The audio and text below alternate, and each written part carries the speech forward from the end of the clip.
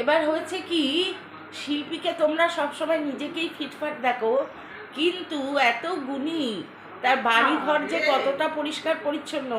এই দেখো, এই খাটটিতে শিল্পী থাকে, আর এখানে থাকে শিল্পীর পানের আয়োজন। এখানে একটা ছোট্ট দেরাজ মতো আছে, এখানে আমার শাশুড়ির ছবি দেখি। আচ্ছা, এইটা হচ্ছে শিল্পীর শাশুড়ি মাতার ছবি, প্রণাম মা। আচ্ছা, খুব সুন্দর করে ঘরদোর সাজানো। নিজে তো আর নিজের জিনিস দেখাবে কি, ও তো না, নিজের স্টাইল দেখাতেই ব্যস্ত, তাই আমি একটু দেখিয়ে দিই। এইখানে যে টিভিটি, এটা তো নিজে দেখে, মন্ত্রতন্ত্র শোনে। আর এই ঘর থেকে বেরিয়ে এটা বসার ঘর। এইখানে হচ্ছে একটা বড় টিভি আছে, এখানে দাদা বসে বসে খবর টবর দেখেন। এখন এখানে একটা বড় সোফা পাতা আছে, এখানে লোকজন আসলে বসে টসে। আচ্ছা, এখান থেকে এই যে এখানে হচ্ছে রান্নাঘর। আমাদের আলুর তরকারি হয়ে গেছে, আটা মাখা হয়ে গেছে, মাসি আসলেই রুটি করবে। এখান দিয়ে বেরিয়েই বেসিন, বেসিনের পাশেই বাথরুম। এখানে হচ্ছে আড্ডা মারার একটা বিছানা। তো আর একটা জিনিস দেখাই, যেই ঘরটাতে আমি রয়েছি, আমি আর আমার হাজব্যান্ড, এই যে এই ঘর সেটা, এই ঘরটাতেই আমরা শুচ্ছি থাকছি। ওই যে আমাদের লাগেজ টাগেজ সব রয়েছে, একদম রোদ্দুর। এখানে তো আবহাওয়া অতটা গরম নয়, তাই জানলাটা খুলে দিয়েছি। আর ওখানে একটা বাচ্চা ছোট্ট বেবি ছবি। আর আমি বিছানা তুলেছিলাম, শিল্পীর পছন্দ হয় না, ওর কাজের মাসি এসে তুলবে। চতুর্দিক পরিষ্কার পরিচ্ছন্ন গোছানো, এই দেখো সুন্দর করে, এবং একটা রুচিবোধের পরিচয় আছে। এই ঘরেও দুটো আলমারি আছে, একটা ছোট একটা বড়, মানে একটা গার্জিয়ান আর একটা বেবি। আর এখানে মায়ের ছবি। আর সোজা চলে যাব এবার জীবন্ত মানুষ থেকে পুরো প্রাণীতে। আসতে এই দেখো, এখানে শিল্পীর পোষ্য মাছগুলো। আমরা সবাই চেষ্টা করি প্রাণীকে বাঁচিয়ে রাখতে, মানুষকে বাঁচিয়ে রাখতে, কিন্তু কিছু কিছু মানুষ আছেন, খুব কম সংখ্যক, তারা মানুষকে জীবন্ত কবর দেওয়ার সামিল করে তোলে। কেন বলুন তো, কেন এরম হয়? দেখুন, এদের কত যত্ন নেওয়া হয়। আমরা অনেক ইউটিউবারদের ঘরে দেখেছি এরম মাছ, একটা মাছ চলে গেলে তারা চোখের জল ফেলে, কত কষ্ট পায়। আর সেই রকম আমরা প্রত্যেককে ভালোবাসতে পারলাম না, বুঝলেন?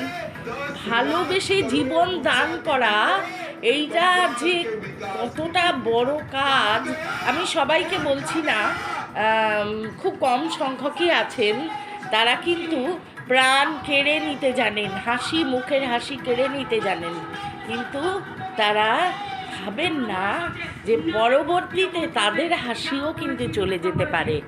নমস্কার, আমরা সেবক যাব, সেখান থেকে নিশ্চয়ই আপনাদের সঙ্গে কথা বলবো। আমি নিজেকে আর এখন দেখালাম না, আমিও একটু নিজেকে তৈরি করব আর কি। ঠিক আছে, আসছি, টাটা। আমরা সবাইকে খুব মিস করছি, নর্থ বেঙ্গলের সবাইকেই, তাও কলকাতা বা অন্যান্য অঞ্চলের প্রত্যেককে মিস করছি। আমার খুব কাশি হয়েছে, মুখে লবঙ্গ দেওয়া।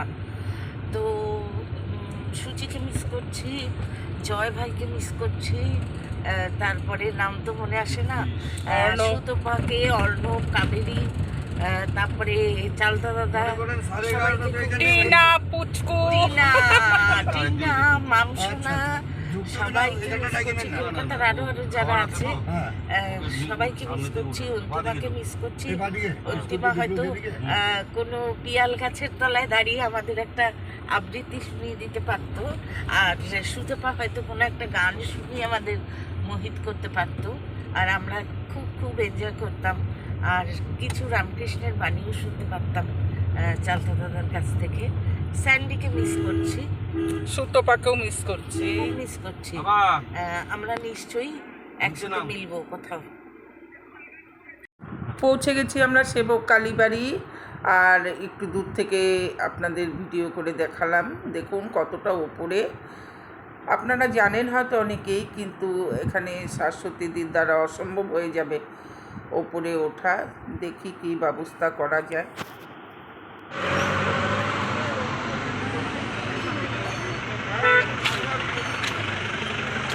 শাশ্বতী দি ওপরে উঠতে পারবে না, অনেকগুলো সিঁড়ি টপকে উপরে উঠতে হবে সেবক কালীবাড়ি। তার জন্য শাশ্বতী দি নিচেই পুজো দিচ্ছে।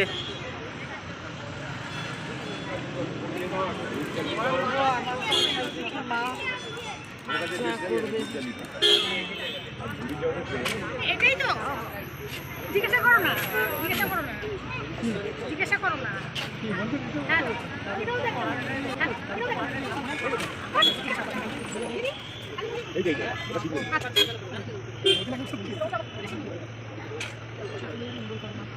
আমাদের একটা দাও তো ডালি।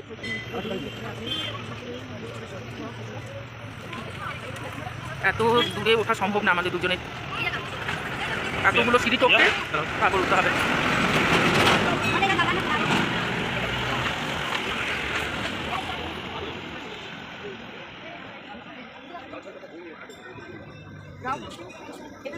দাদা একটু জ্বালিয়ে দেন তো।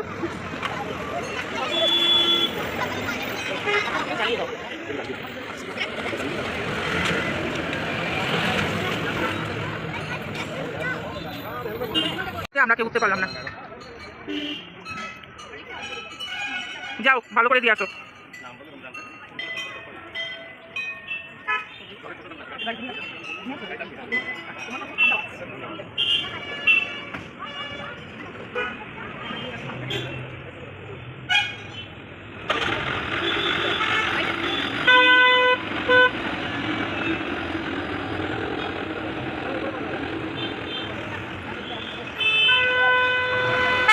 দিদির ভীষণ কাশি হয়েছে, আর পুজো দেওয়ার পর একটা দোকানের সামনে বসে সকলে চা খেয়ে নিচ্ছে, আর আমি তো চা খাই না, আমি খেয়েছি কোল্ড ড্রিঙ্কস।